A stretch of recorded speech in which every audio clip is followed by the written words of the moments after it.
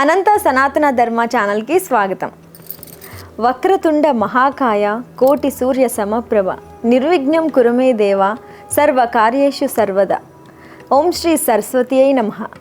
గురు బ్రహ్మ గురు విష్ణు గురుదేవో మహేశ్వర గురు సాక్షాత్ పరబ్రహ్మ తస్మై శ్రీ గురువే నమః. సృష్టికి మూలం శక్తి, ఆ శక్తే ఆది పరాశక్తి. ఆది పరాశక్తి నుండి వచ్చిన వివిధ అవతారాల శక్తి రూపాలను వివిధ రకాలుగా పూజిస్తాం.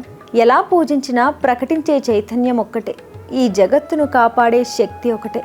ఆ శక్తే ఆది పరాశక్తి, మూల శక్తి. యాదేవి సర్వభూతేషు శక్తి రూపేణ సంస్థిత. నమస్తస్యై నమస్తస్యై నమస్తస్యై నమో నమః.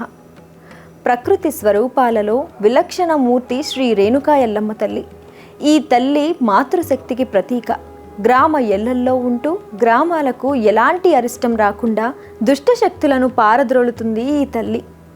ఈ రేణుకా ఎల్లమ్మ తల్లిని పూజిస్తే ఏ కార్యాన్ని తలపెట్టినా ఎలాంటి అనుభవం లేకపోయినా మనిషి యొక్క మెదడుకు శక్తిని కలిగించి దానిని దిగ్విజయంగా నిర్వర్తించే శక్తిని ఇస్తుంది ఆ చల్లని తల్లి. ఏ అమ్మ నామాన్ని తలుచుకుంటే ఎటువంటి అనారోగ్యము, ఎటువంటి సమస్య, ఎటువంటి ఇబ్బంది మన దరిచేరవో, ఏ తల్లి నామాన్ని తలుచుకుంటే ఎల్ల దాటి వెళ్ళినా సురక్షితంగా ఇంటికి చేరుకుంటామో ఆ అమ్మే ఎల్లమ్మ తల్లి, రేణుకా ఎల్లమ్మగా కొలవబడుతున్న తల్లి. రేణుకా ఎల్లమ్మ చరిత్రను తెలుసుకుందాం. భారతదేశం ఒక పుణ్యభూమి. ఎందరో దేవతలకు జన్మస్థలంగా ప్రసిద్ధిగాంచిన ఈ నేలలోనే విష్ణుమూర్తి యొక్క దశావతారాలు పుట్టాయి. షట్చక్రవర్తులుగా పేరుగాంచిన హరిశ్చంద్రులు ఈ నేలపైనే జన్మించారు. పంచకన్యలైనటువంటి సీత, ద్రౌపది, మండోదరి, తారాదేవి, అహల్యాలను కనిన నేల ఇది. ఇటువంటి భారతదేశమందు యాగయజ్ఞ ఫలాలుగా ఎందరో దేవతలు జన్మించారు. అలా జన్మించి అందరికీ ఆదర్శప్రాయంగా మారి అందరి పాలిట దైవంగా పరిగణించబడుతున్న వారిలో రేణుకా ఎల్లమ్మ కూడా ఒకరు.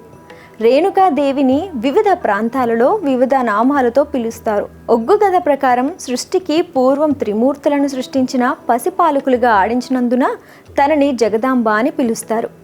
ఎల్లరకు అమ్మ కనుక ఎల్లమ్మ అని, ఊరికి ఎల్లల్లో ఉండడం వలన ఎల్లారమ్మ అని, చండాల వాటికలో ఉద్భవించినందున మాతంగి అని, లజ్జా గౌరి అని, క్షేమంకరి మాత అని, కుంకుడు చెట్టు కింద వెలుచుట వలన కుంకుళ్ళమ్మ అని, ఆటలమ్మ మసూచి వంటి వ్యాధుల నివారణ చేయటం వలన మారమ్మ అని, పోచమ్మ అని, ముత్యాలమ్మ అని ఇలా వివిధ పేర్లతో కొనియాడుతారు భక్తులు. ఇంతటి మహిమాన్వితమైనటువంటి ఈ దేవేరి సాక్షాత్తు పరమశివుని స్వరూపమైనటువంటి జమదగ్ని మహర్షి యొక్క ఇల్లాలు. త్రికాల జ్ఞాన త్రినేత్రుడు అయినటువంటి జమదగ్ని భార్య అయినటువంటి రేణుకాదేవి సాక్షాత్తు పార్వతి యొక్క ప్రతిరూపంగా కొలుస్తారు.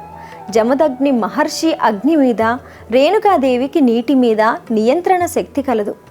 భారతదేశంలో ఆంధ్రప్రదేశ్, కర్ణాటక, తమిళనాడు, కేరళ, మహారాష్ట్ర, గుజరాత్, ఉత్తరాంచల్, అస్సాం, పశ్చిమ బెంగాల్ మొదలైన రాష్ట్రాల్లోనే కాక విదేశాలు అయినటువంటి మలేషియా, థాయిలాండ్, నేపాల్, సింగపూర్ మొదలగు దేశాల్లో కూడా అత్యంత వైభవోపేతంగా పూజించబడుతున్న ఈ దేవేరి యొక్క సాధన అత్యంత మహిమాన్వితమైనది. తాంత్రికము, శాక్తేయము మొదలగు విద్యల్లో అమ్మ యొక్క విద్య చాలా ఫలదాయకము.